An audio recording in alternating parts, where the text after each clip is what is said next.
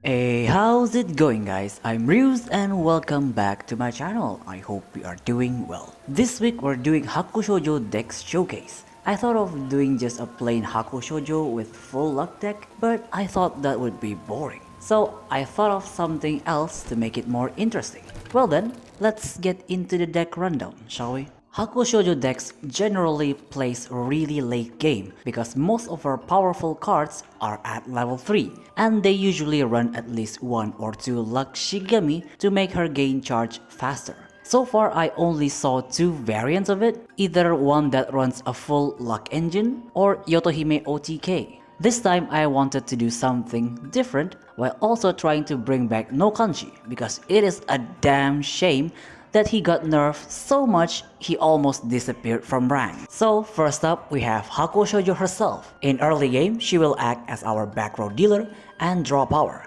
and in late game she is our extender and finisher. For her I'm bringing 2 Flowing Light. A targeting 10 damage projectile is pretty much a death sentence early game because it can kill anything. Then we have 1 Treasure Box. That Divination 4 on activation is actually really good because you can get to the cards you want faster and the end phase draw is decent. You will usually draw a card every 2 or 3 turns depending on your luck check. Then we have 1 Evolve. Since we're not bringing that many luck Shigami, 1 is enough. And you usually only use this when you really need that instant 10 charge. Then we have 2 Brilliance. Opening a box of cards in the middle of the match is a ridiculously funny gimmick. But I noticed that the rates of you drawing an SR card or higher when using this card is really high. So I would usually use this to get Nokanshi's card or Komatsumaru's, since they are our main damage dealing option. And then we have 2 Dazzling Box, probably one of the most beautiful looking SSR in the game. It has high base stats with piercing, and every turn you can get an extra orb, and at the end phase you get to fire a 10 damage piercing projectile if you have 10 charge. This SSR is jam-packed with effects, so what more could you want? Next is our luck check engine, Zashiki. For her, I'm bringing 1 Child of Fortune. As much as we need to draw cards, we don't really want the opponent to draw, so this will be used sparingly. Then we have 2 Bountiful Harvest. Most of the time you just want her to sit in the back with the heal form, then if you have the cards you need, you can extend using Health and Fortune or Serendipity. Then we have 1 Harmonious. If you're really in a bad situation, this can be a lifesaver, but if your opponent got lucky, then that's just not your day, I guess. Then we have one of my favorite Shigami, no Kanji. After his card got nerfed, he's basically gone from ranked, so I tried bringing him back. His card ratio is pretty much unchanged. We just remove Soul Separation and replace it with Evolve instead, because Soul Separation is just bad now. Don't use it. And lastly we have Komatsumaru. She's pretty much our damage dealer in early and mid game. For her, I'm bringing 1 Pinecone Handling. If both Komatsumaru and no Kanji is dead, you better hope this card lands the luck check, because if it did, you get a really good payout out of it. Then we have 2 Pinecone Raid. You usually don't care for the 3 damage, most of the time you want the stun effect instead. Then we have 1 Timidity. This is a ridiculously high stats for a level 2 card. Sure, if Komatsumaru dies she will get an extra 3 turns, but while she's alive you can wreak havoc with her in mid game. Then we have 2 Forest Idol. This card and Nimble Leap is a must when you bring Komatsumaru, because it gives you a reusable blocker and a draw. Then you have a targeting 4 damage card with damage immunity. And that's it for the deck rundown. It's not exactly a competitive build, it's more of a fun build if you want to play around with Hako Shoujo. Well then, let's move on with plays. Our first matchup is against Dodomeki Stall with Kisei. Since we're also playing late game, this match would be a breeze because they can't deal huge damage, which means our no Kanji can OTK them. For our first level up, we either want Hako Shoujo or Zashiki if she has her form. We put treasure box on Hako Shoujo and pass. On their turn, they will activate Enmusubi's field and pass. They didn't put anyone forward because they know we can't destroy that field in one go. On our turn, we're just going to put no kanji forward and pass. At the start of their turn, they heal, our Bozu effect activates, that hits our no kanji and Zashiki. They will attack with Dodomeki to kill our no kanji, we get to summon Oryuki,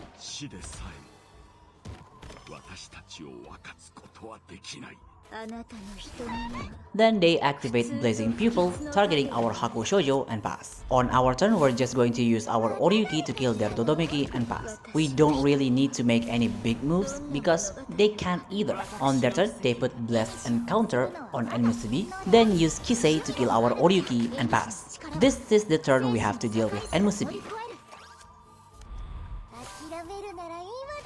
We activate Nimble Leap,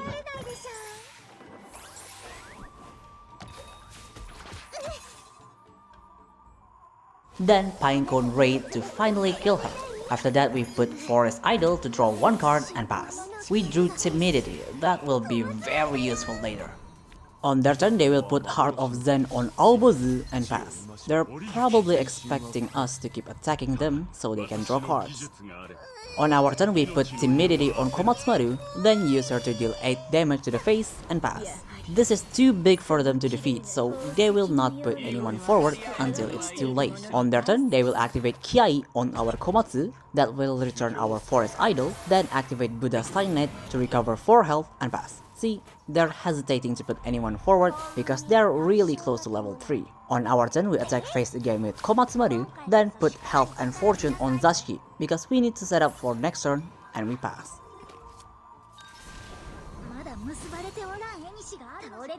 On their turn, they will activate another Kiai on our Komatsu, then activate Long Examination to return 1 card and draw 3 cards on their next draw phase. And finally, they will attack with Kisei and pass. This turn, I will show you how to shut down this stall deck, because we managed to keep their Enmusubi dead for quite some time.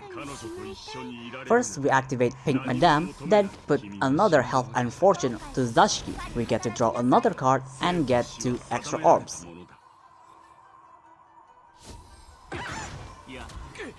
After that, we activate 2 Burial Rites to completely defeat all of their Shigami. And before we end the turn, we put Bountiful Harvest on Zashiki so that our Hako Shoujo can build up her charge.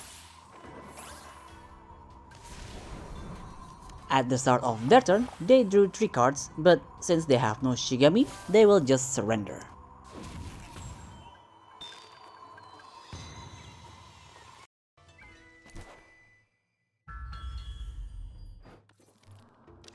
Our second match is up against Hitorima Aggro. This match is quite difficult because they have really high power and we don't really have anything big that we can use to put pressure early game. But we'll see what we can do. They get the first turn, which is the worst possible outcome, but it seems that they don't have King Yohime's spell, so we're safe for 1 turn. On our turn, we will attack with Zashiki, then put Bountiful Harvest on her so that we can luck check right away. On their turn, they attack with Hitorima, then put a form on him and pass. I rarely see anyone bringing that form nowadays.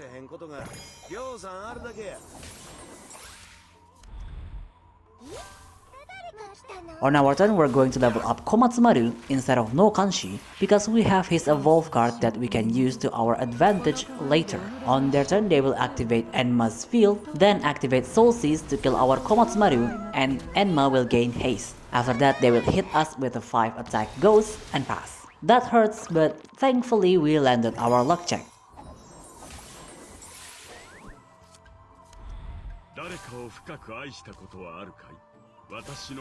We're just going to evolve no Kanshi because none of our Shigami can defeat that ghost without dying.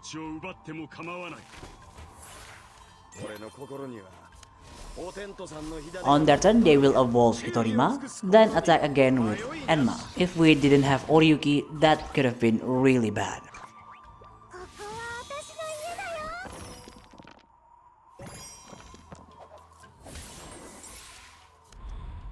On our turn, we put Treasure Box on Hako Shoujo. We landed Luck Check. Our top deck looks really good, so we're just going to put no Kanshi forward. And at the end phase, we spend 10 charge to draw a card and pass. On their turn, they will switch Hitorima's form, then activate Wandering Hero. They will target our Hako Shoujo. Thankfully, they targeted the wrong one, but that piercing still hurts really bad.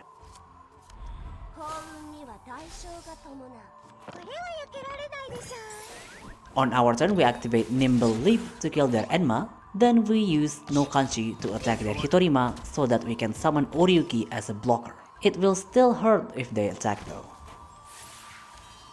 On their turn, they activate their R fishes here to power up Kingyo Hime, then activate her spell to gain the Kingyo invocation. After that, they will activate Song of Starfire. That is very smart. They want to avoid losing a Shikigami, so they use that instead and they killed our Zashiki. So we're in pretty deep shit. On our turn, we defeat the summon with Oryuki, then activate Pinecone Ray. We landed luck check so their Hitorima will be stunned.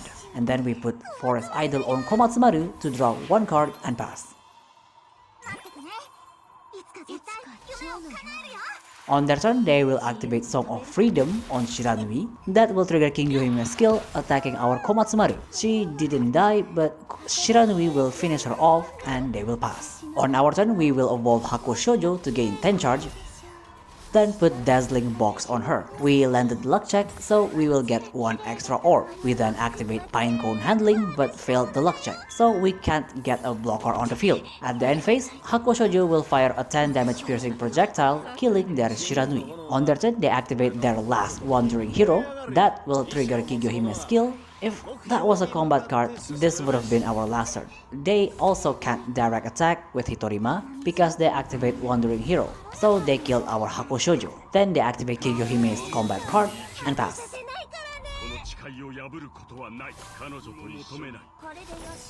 On our turn, we activate Serendipity. If this failed, it would have been instant surrender for us. But since we drew the perfect card, we can do this instead. We fuse once before activating Burial Rites, so we deal 4 damage to all of their units, leaving Hitorima alone with 1 health. We tried to activate Pinecone Handling to draw a card, but failed the luck check yet again, so we pass. On their turn, they will just pass since they want to preserve their Hitorima. On our turn, I made a pretty big misplay. I should have attacked first before putting the form, because if we failed the check, I would have just given them a free turn. On their turn, they will evolve Shiranui and pass. I'm translating that move as just finish me already. So we'll end it this turn. We activate Health and Fortune to remove the form, then attack them for 14 damage, and with that, we win the game. Well, that's all for today's video. I certainly hope you enjoy it. There you go, all that's left on this pack is Kisei and Ryomen. After that, I have a Kyonshi Imoto deck that I've been wanting to try out for quite a while, so look forward to that. Anyway, if you want to support the channel, I have Patreon and Ko-Fi links down below. And as usual, if you have any kind of feedback, leave it down in the comments and see you next video. Bye!